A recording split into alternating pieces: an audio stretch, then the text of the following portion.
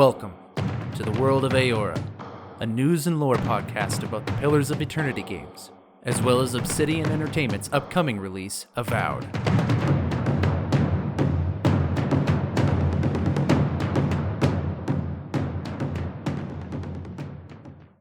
Hello players, and welcome to today's episode. I am your host, Eric, aka Gingerino.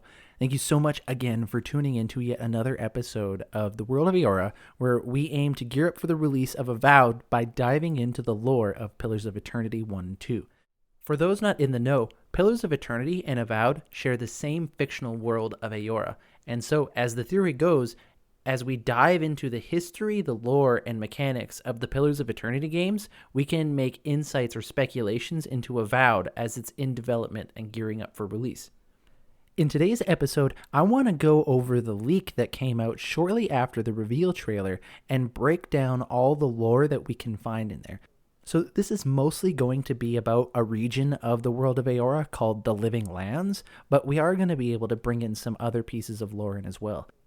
And before we dive into the lore, for those who aren't aware about the leak, on resetera.com, a user named Sponger posted a leak the day after the Avowed reveal trailer came out, and he listed 20 bullet points on there about information on the game's development and plans for the specifics of the game. Like most leaks, we take it with a grain of salt. We don't know if any of these things are true or how credible it is, even though Sponger has gotten a thumbs up from another fellow leaker. I don't keep up too much on who is credible on game leak information, and the term credible leakage is not something I'm willing to have in my Google search history. So we're going to dive into it, see what we can find, and we're going to hope that maybe some of it's true, maybe some of it's not. It depends on your own personal preference. But again, if you want to check it out, just Google Avowed leak. The first thing that comes up will usually do. Otherwise, go on resetera.com and see what Sponger posted. Other than that, let's dive into the lore. I'm curious. What exactly did you find there? So I'm going to go through all 20 bullet points on the leak, and I'm going to offer you the best speculation I can, as well as any connections to the lore that there might be. So starting from the very top, we have fully open world, much larger than Skyrim. Very different, larger. More proper word would be dense or more contrasted. So for this first point, it being open world, this isn't something that we should generally be surprised about. This is a video game coming out from a now AAA company that are experts at making RPGs. The only thing that might be a little bit surprising is the idea that it is open world. If you look at Obsidian games from the past, such as the Outer Worlds or the Pillars of Eternity games, which are based in the same game world as Avowed, their map is segmented. Like, you move to different areas within the game, and it has its own dedicated maps depending on where you are. The only open world games that come to mind to me with Obsidian is the more recently released game Grounded or Fallout New Vegas. Of course, they have other open world games as well. I know they're competent and able to do it. It's just good to see that detail might be what we're looking forward to. I would be fine either way if it was open world or if the maps were segmented, but hopefully the leak is correct and it is an open world, because the region that this leak claims that we're going to be playing in is pretty interesting. On that note, the next piece of information on the leak says that we're primarily set in the Living Lands region of Aora. He says in brackets, he's not sure if it'll go like that as explicit later on, but that was the starting point. So this is the key thing that we're probably going to be focusing on throughout this episode as well as other ones. I'll give a lot more detail on the Living Lands later as we go through the entire leaked information, but suffice it to say that the Living Lands as a game world is an extremely enticing place to play in. When the leak says that it is primarily set in the Living Lands and that it's not sure whether or not it's just a starting point or if we'll go there for the whole game, it raises a bit of concern because I would like to see what happens playing in the entirety of the Living Lands region. Without going into too much detail, the Living Lands is a large island in Aora. It's practically its own continent. It's very mountainous, and the key detail there isn't so much the mountains themselves, but the valleys between. The ecosystems between valleys in the Living Lands drastically change from valley to valley. The entirety of the Living Lands is known for being a place where anything can grow, and that crazy unseen monsters and creatures live there, and that it has insane weather patterns about it. As far as creating a game goes, you couldn't ask for a better canvas to create a game in as a developer. And as a player, you couldn't ask for a better place to explore. The Living Lands is just colonized enough that we can expect to run into a decent amount of civilization and have those interesting interactions with NPCs, but enough of it is unexplored that they can put new things in that we don't see coming and lots of hidden dungeons and things like that for us to explore. The Living Lands would be a prime place to play a game in. I hope that they play the entire thing there, but I guess we'll see what it is they have planned. Next up is a big focus on world reactivity, lighting, and next generation AI systems and physics, with a special focus on magic systems. This, to me, doesn't scream anything specific. It just seems to be a sort of, we're going to have more technology in the game, which I would expect by the time this game comes out, which is probably going to be in a couple of years. The idea that the world is going to be more reactive to what we're doing, I'm not sure what that means. Perhaps that the world actually changes depending on whether or not we destroy things, or that they're just going to be having a more realistic physics system, which I am all for. I want to have an immersive game that I feel like I have impact in, so that would be really good to see. Next on the list is that there's going to be real-time weather system. Now, this is pretty consistent with the Living Lands region, which is well known for having crazy weather patterns. And so if you're a game developer and you are creating a game in the Living Lands, which has crazy weather, you would think to yourself, okay, I want to make sure that I implement a system that is going to handle that and it's going to take care of that. So I could see them putting special emphasis on a weather system AI within the game. I'm interested to see what kind of impact this would have on us as we play Avowed. Like, is this going to determine whether or not we can get from one area to another, or how we might engage in quest? We maybe have to rethink our strategy. It depends on how deep they're going to get with that. Next up is there's going to be a very advanced character creation tool, but we didn't get much more information than that. I'm not too surprised that Obsidian will have advanced character creation. They have a really good character creation tool for all the other games that we've been playing by Obsidian, at least in my opinion. It would be interesting to see them take something out of this game they made called Tyranny, where you created your character's backstory. For those who are more familiar with Aora, every individual in the world has a soul that has had previous lives. And if you, as part of your character creation, could create a backstory, like create your character's previous lives, or at least select different lives as part of your character's playthrough, that would be really interesting. As we see games being developed as the years go on, we see more and more unique customizations coming to them as well. And I'm sure Obsidian will follow through with that and add it into their character creation tool as well. Next up on the list is mod support. For now, it will be PC, but it will be fully playable on Xbox as well with mods. At least that's what's on the leak. This doesn't surprise me too much. The idea that there will be mod support for a game is pretty standard issue these days, especially considering it can extend the life of a game drastically. I mean, people are still playing Skyrim, and it's been out for over a decade now. And that can happen with Avowed too if Obsidian plays its cards right. Next on the leak list, it says there's going to be a very large number of fractions, but with a very different approach than with Skyrim. The only thing that I can think that this might mean for us is that the game mechanics, the stuff that's going on behind the scenes, that's calculating all the numbers going on with our characters and the enemies and everything, is that it's going to be much more detailed and robust. So perhaps this will mean we'll have a very well thought out game system, and that it'll be much more accurate in measuring what our character is doing and how well they can do it. Next up on the leak list, it says that we're going to have companions, but that it'll be different than the Outer Worlds. I'm not sure why they reference the Outer Worlds, perhaps just because it's the most recent RPG that Obsidian has developed, and so the person who is putting this leak out is just referencing the most recent thing that we know of. In the Pillars of Eternity games, our companions are more party-based and not so much squad-based, I guess is a way I'll put it. In the Outer Worlds, you, the main player, have a couple of companions with you, and you really develop that one-on-one relationship with them, and it really feels like you and those other two people are just sort of tagging along with you. In Pillars of Eternity, you get a much more strong feeling of the party being considered one group, one equal group.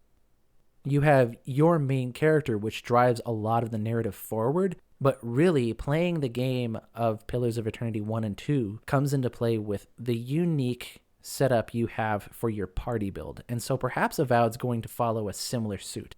So I'm really interested to see what they'll do there. I would love to have a first-person open-world fantasy game that has a more party-based companion system. That would be something unique for them to tackle. Next on the list is the story set of the game, and it says that they will be fighting against an incoming threat of tyranny. Now, comparing this to the point on the Living Lands, this is actually consistent. We sort of know from in-game lore in Pillars of Eternity that a nation called Adir may have invaded the Living Lands and tried to conquer it. I'll go into a little more detail later about whether or not we have credible information, but there's strong evidence that the nation of Adir did go to the Living Lands and that they were trying to conquer it. And this would be consistent with a story set where we're fighting an incoming threat of tyranny. As well, in the reveal trailer, we saw a lot of indication that Adir was going to be involved somehow, and so this is backed up by the reveal trailer. The next point on the leak says that the game has bosses planned, and that some of them are very, very large. This is a fairly vague point, and I'm not really sure what he means when he says the bosses will be very, very large. Does he mean the bosses themselves will be large, or does he mean that the battle against the boss will be large? It's not really specific on what it is he's trying to say. If the bosses themselves are very, very big, that is a little bit interesting, because if the main antagonists for the game are, regular-sized humanoids, then why would the bosses be very, very large? Do these people have access to some sort of magical ability that allows them to become big? Are they controlling some sort of wildlife that are much larger than you? Or are these bosses just, optional mega bosses like a giant spider that you fight at the bottom of a dungeon? Don't really know, and it leaves us sitting here speculating and wondering. The next point on the list is that the gods will have a special say in the game. And this comes as no surprise to anybody who has played Pillars of Eternity, because as you will know, and if you don't, you will soon, that the gods have a say in everything in the game. There is a point in the Avowed reveal trailer where you can notice the symbol of one of the gods on a banner hanging from a castle. It's a symbol for the goddess Woodica. Now, Adir also worships Woodica, so it could just be a symbol recognizing the nation. However, it could also be a symbol of a religious army, and maybe that is the threat of tyranny that the natives of the Living Lands are fighting against. Who knows? The next point on the list is a bit confusing for me. It says that we're going to have a great focus on iconic landmarks, statues, and buildings. But the thing about the Living Lands is we don't have any iconic landmarks, statues, or buildings that we know about, at least not as us as gamers. Perhaps we might be visiting landmarks, statues, or buildings that people in the fictional universe of Aora would know about, and so our character would know about. But we as players don't have anything that we can relate that to, so I'm not really sure what he means there. Next on the leak list says there are 2 large cities planned, with many smaller ones, and there'll be a strong focus contrasting wild areas, rivers, mountains, and desolated areas. So this doesn't scream out anything too crazy to me. It sounds to me like they are developing a game and they have different areas ready and planned for the game. Now, the fact that he specifically says 2 large cities does make me wonder whether or not we're going to have to be choosing between one of 2 factions and which one we're going to be aligning with. This is something we see a lot in RPGs or games in general these days. Because if we have 2 large cities, I would imagine that we have Faction A over here in this city and Faction B over here in another city, and each city serves as the headquarters for each faction. So perhaps we're going to be playing a game where there's a tension between 2 different political factions or 2 different ideologies, and you as a character are going to have to contribute towards the effort of one or the other. While this is a common cliche or trope in a lot of fantasy RPGs, it doesn't mean that it is overused or that it can't be used in a really good way, and I look forward to seeing what it is Obsidian would do with something like that. I am encouraged by the idea that there will be many smaller cities to explore, because I think the crux of exploration of a world is interacting with its people, and we're going to see those NPCs in small cities. And so this gives us an opportunity to really dive deep into the world that they're going to create for us. Next on the leak list is that they're going to fully respect Pillars of Eternity creatures lore with new additions. Now, this is consistent with it being in the Living Lands. The Living Lands is a vastly unexplored region, but it's not totally unexplored. So we would expect to see a lot of the same creatures in this place, but a lot that we have never seen before or even heard about in the Pillars games. And so from a developer standpoint, they have an open canvas here. They can make some of the craziest monsters and creatures that their imaginations can come up with. And I'm really excited to see what it is they'll make. I'm glad that they're going to respect the old bestiary of the games and not just retcon them or acknowledge them in any way.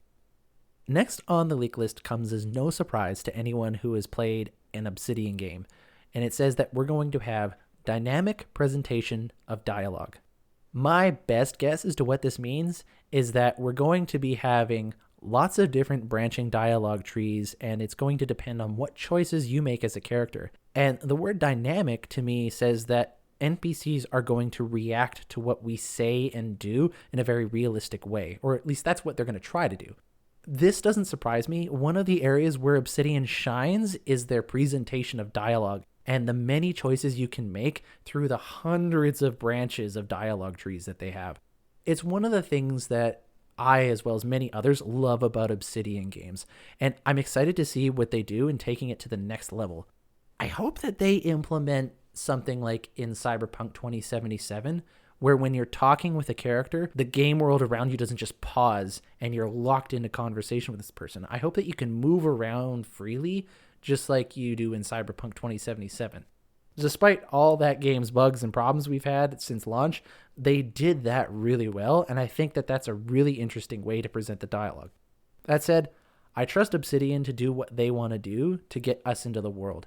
It does definitely bring a focus onto what the NPC is saying and getting deeper into the lore when you are locked into conversation and can focus only on that. So there is that to think about. Next up is one I'm personally excited about. I'm not surprised about it either, but I'm very excited for it, is they're going to keep the idea that you can kill everyone in the game as an option. Now, if this is something you haven't yet tried in a game, I suggest you go and try it.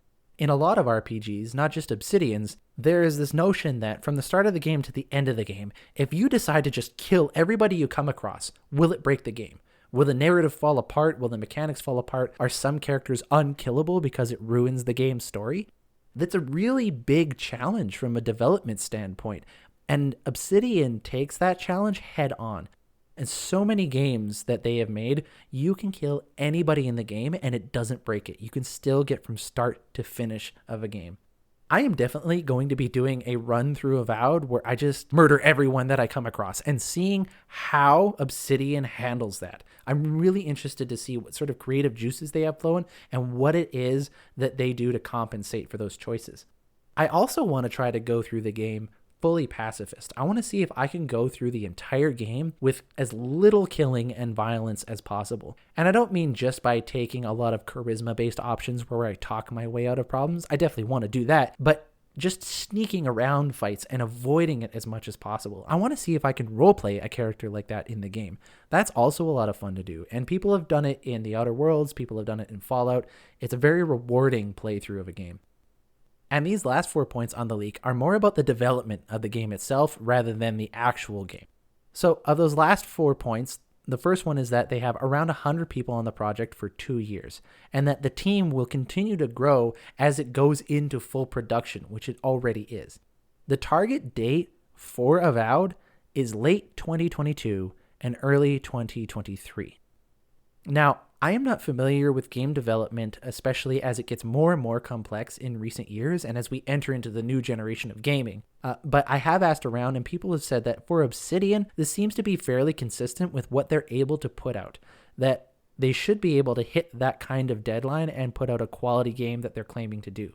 This is the first time that they've had backing from someone like Microsoft, and so who's to say whether or not that's going to influence how long it'll take, or if that is just sort of a hopeful bullseye that they aim for, or if that's just something that they're used to hitting. Obviously, with any of these things, the information can change, and having a target date for that time is obviously just speculative on the leak's part. As with all of this, the game is still really early in development, and so any of this could change. Even if it's true right now, any of this could change as the game continues to develop. So we don't really know for sure if all of these things are true or will continue to be true. Now, with that said, I do want to go back and highlight some of the very important pieces of lore in the game. And primarily, it's going to be about the Living Lands region of Aora. So, the Living Lands is a region of Aora. It's a large island. It's practically a continent if you can get a good look at one of the maps in the Pillars of Eternity game. It's a large place that is vastly unexplored. As I've mentioned before, it's very mountainous, but the main focus about that is more about the valleys between the mountains than the mountains themselves. In the Pillars of Eternity game, there is an in-game book that you can get that is called The True Stories from the Living Lands. And in that book, presumably written by an adventurer, he has this to say about the geography of the land. The whole area feels like a succession of hills and valleys, each with its own ecosystem.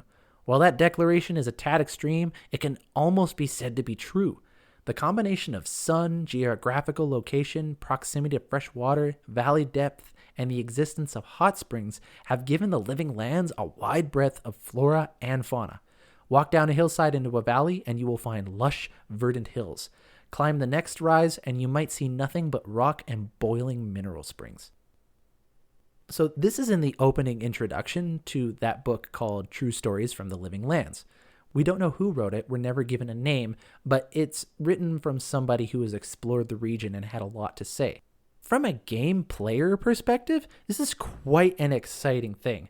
I mean, imagine a game world where you can be playing in one area and it's a lush jungle region and you're doing all sorts of quest lines in this area.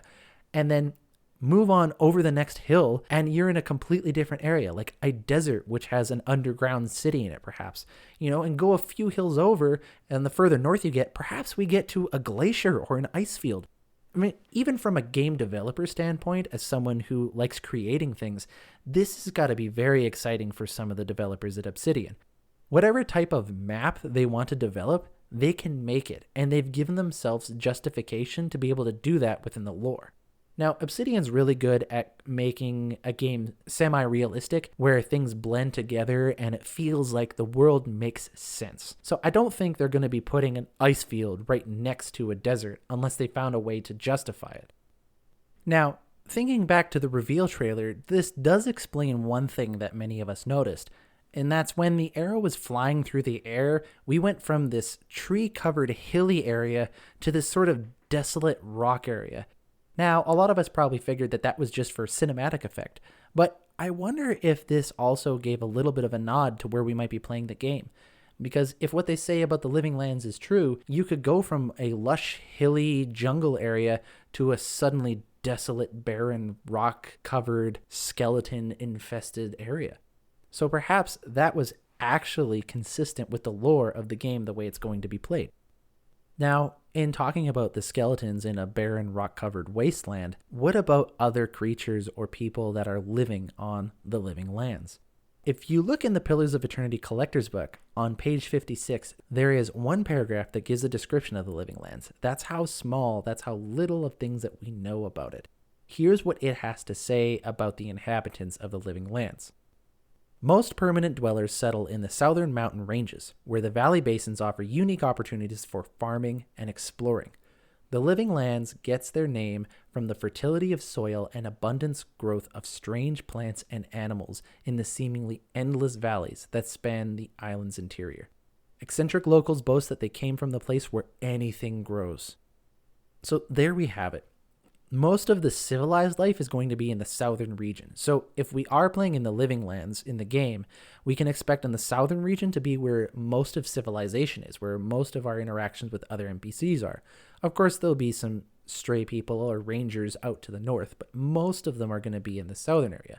So a lot of the northern side of the map, whatever it'll be, will be for exploration and things that have not yet been discovered. As for what we might find out there, this is a world where literally it says in quotes, anything grows. So who knows what type of things we might run into? There are talks in that book that I mentioned, True Stories from the Living Lands, about this explorer almost being eaten alive by a carnivorous plant. He talks about how he was trudging through the jungle and that he almost walked right into a troll's den because it was so well concealed with natural camouflage. And one point, when one of his friends were setting up camp, they accidentally set it up on a centipede nest, and there were centipedes the size of their arms crawling across their feet. While creatures like this aren't necessarily something new to fantasy worlds, we've all seen giant insects and trolls and the like. Of course, it's interesting to see just how far they'll take this in something like the Living Lands. With this little bit of lore that we have, we've already seen things like this. So what would Obsidian do if they took this and they made a full game out of it? I'm really excited to see that, and I am so looking forward to exploring a region that has been vastly unexplored by the rest of the inhabitants of Eora. Again, that is if we're playing in the Living Lands, either for the full game or even just part of it. The other thing from the leak that I think is worth taking time and looking at is this idea that we're going to be fighting an incoming threat of tyranny. I mentioned earlier that we might be able to reference something in the Pillars of Eternity game to say that the nation of Adir went to the Living Lands. Now, I want to preface this by saying we might be able to justify that. Let me explain. In Pillars of Eternity 2, there was a DLC called Forgotten Sanctum. And what happened was your main player character went to this island to investigate things that were going on and look for a person who was missing. Now, on this island, you found a bunch of worshippers from a cult who were worshiping the god Wal. For those not in the know, the god Wal is the god of dreams, secrets, revelations, and mysteries. And these cultists were in charge of a huge library filled with tomes and books and journals and letters. Now, people who follow WoW are a bit weird, a little bit eccentric, and there's a chance that they will purposely edit and alter books to have false information in them, just for the chaos of it and just to keep certain things hidden. So taking a book and altering the history could be considered an act of worship to WoW. But that being said, taking accurate information in books and hoarding it away in a secret library, that could also be considered an act of worship to WoW. And so this book that we can read in the Forgotten Sanctum DLC, it may or may not be accurate. But regardless, this is what we have. This is presumably written by a patriot of the nation of Adir, and this is what he has to say. The History of Eora, Volume 12, The Reclamation of the Living Lands. The forces of the faithful left Adir with an exhortation from the Heamequin, and that literally means illustrious queen, still ringing in their ears. Let not the sullen, wild people of that lawless continent continue to suffer beyond the guided hand of the queen that was and shall be again, which is another name that Adir has for the goddess Woodica. Deliver them of their savagery, that they might join us in civilization and reap soon the rewards of their newfound piety. As your queen demands, so too do I. Take up the burden of empire. Free them from themselves.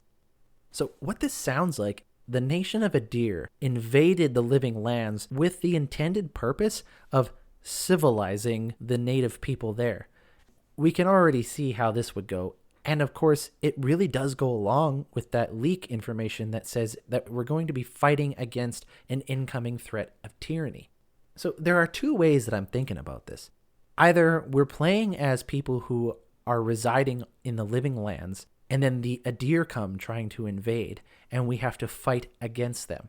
I could see Obsidian do this because we never actually find out whether or not A, that this conquest even occurred, or B, if it was successful, if it did occur. And so it leaves it open-ended for us as players to determine what will really happen, whether or not we will fight against the Adir and put them at bay, or whether or not we might join them and try to bring their civilization to our people, and whether or not we'll do that in a very amoral way or an immoral way or a moralistic way.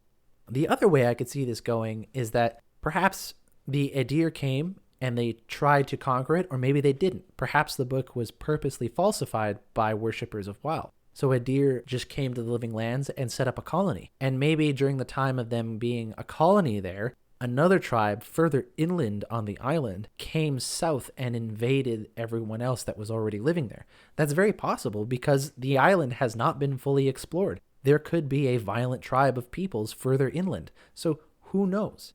Either way, you could play in the Living Lands and we could fight against an incoming threat of tyranny. And we do have lore and history that indicates that Adir might be the antagonist. As well, when you think about the reveal trailer for Avowed, where they talk about how we have to fight the monsters that our sins have borne, like, at first I thought that had to do with animancy and them playing around in pieces of nature that they shouldn't have been fiddling with. But now that I think about it, it could be about them invading this land and trying to bring civility to the people there. Our own human history here on Earth has many tales about how things like that go. It doesn't go very well for anybody. So regarding the Living Lands, that's most of what we know. It's not a lot. We have a basic idea about what their geography is like, and that we can go from valley to valley exploring different ecosystems. We know that there may or may not be some history with the neighboring nation of Adir coming over and invading. All of this mystery actually makes me more excited to play in the Living Lands because it's an area that we can be surprised by. It's an area that we can discover new things. Who knows what pieces of history we might discover in the Living Lands if that is indeed where we're playing. There is one thing I want to bring forward, and that is in Pillars of Eternity, there is a unique dagger that you can get called Drawn in Spring. And in the item description for this weapon, it gives a little clue to something in the Living Lands that I think would be really cool to come across. And if we end up playing there, I want you guys to try to see if you can find this, or at least hints toward it. This is the item description for a unique dagger called Drawn in Spring. A legend of the Living Lands speaks of a marvelous and dangerous garden watched over by 4 guardians: Northern Wind, Southern Gale, Western Sun, and Eastern Moon.